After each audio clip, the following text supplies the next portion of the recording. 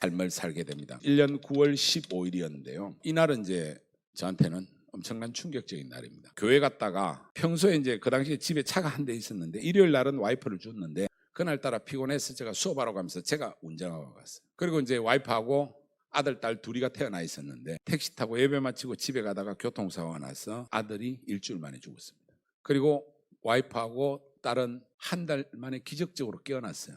근데 이제 그 딸이 또 그 다음에 12년 6월 1일 날 죽었어요. 그래서 사이에 아들하고 딸하고 둘을 잃어버린 거죠. 처음에는 아들을 잃었을 때는 엄청나게 힘들었었는데 두 번째 딸이 딱 죽고 나니까 망해도 망했구나. 이제 더 이상 망할 게 없다는 생각이 딱 들더라고요. 그래서 새벽 4시 반에 죽었는데 오후 3시에 청원에 있는 공원 묘지에 갖다 묻고 돌아와서 너무 힘들어서 조금 잤어요. 자고 생각을 해보니까 수업해야 되겠다는 생각밖에 안 나더라고요. 그래서 그날 저녁 7시부터 제가 수업을 진짜 본격적으로 했어요. 어떻게 했냐면 일주일에 60시간을 강의한 거예요. 일주일에 60시간이면 학교 선생님들의 강의의 4배입니다. 근데 여기에는 설명이나 이런 건 다 빠져 있는 거고요. 그래서 내가 한때 계산을 해보니까 6만 5천 시간 이상 강의를 했더라고요. 그러니까 강연 이런 건 다 빼고 학생들 수업으로만. 이게 학교 선생님으로 계산해보니까 9년 정도 강의를 했더라고요. 고등학교 15시간 강의하는 선생님을 기준으로 해보니까. 그렇게 해서 이제 죽으라고 강의만 했던 거예요. 살아남기 위해서. 애들에 대한 있기 위해서. 그리고 이제 3년에 한 놈 태어나고 96년에 한 놈 태어나고 해서 지금은 1남 1녀입니다. 96년 둘째 태어나고 나서 약간 안정이 되면서 저한테 본격적으로 어떻게 살 거냐 하는 문제가 크게 다가온 겁니다. 그 어떻게 살 거냐라는 문제에 대한 답이 결국은 창업이었어요. 저는 어떤 계기에서 창업은 할 수 있지만 궁극적으로 창업에서 성공하려고 하면 또는 창업이 제대로 되려고 하면 결국은 무엇을 할 거냐는 것보다는 어떻게 살 거냐가 답이라고 생각합니다. 왜? 우리 인생은 딱 한 번 주어졌는데 성공하느냐 실패하느냐 얼마나 많은 걸 얻느냐 이것보다는 결국은 마지막 죽는 순간에 내가 내 관 뚜껑을 닫을 때 자기가 알겠죠.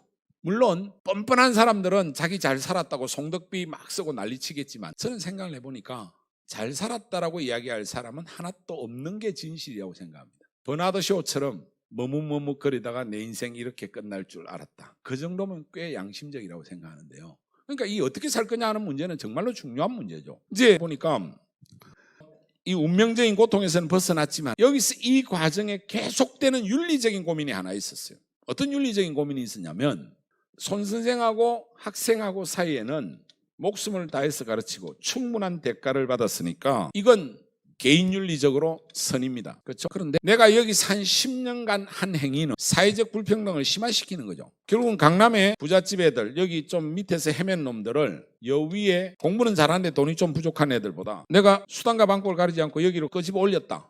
그럼 얘는 밀린 거잖아요. 그럼 이 행위 자체가 악이죠. 사회윤리적으로 악이죠. 우리가 사는 삶에 있어서 윤리적인 문제라는 것은 가장 근본적인 문제인데 개인적으로 선이지만 사회윤리적으로 악이 되는 경우가 종종 있죠. 한국의 사교육이 비판받는 지점이 바로 여기에 있거든요. 그것도 저는 아주 프리미엄의 특수한 걸 했으니까 당연히 욕 처먹어도 싸죠. 이거 어떻게 할 건가?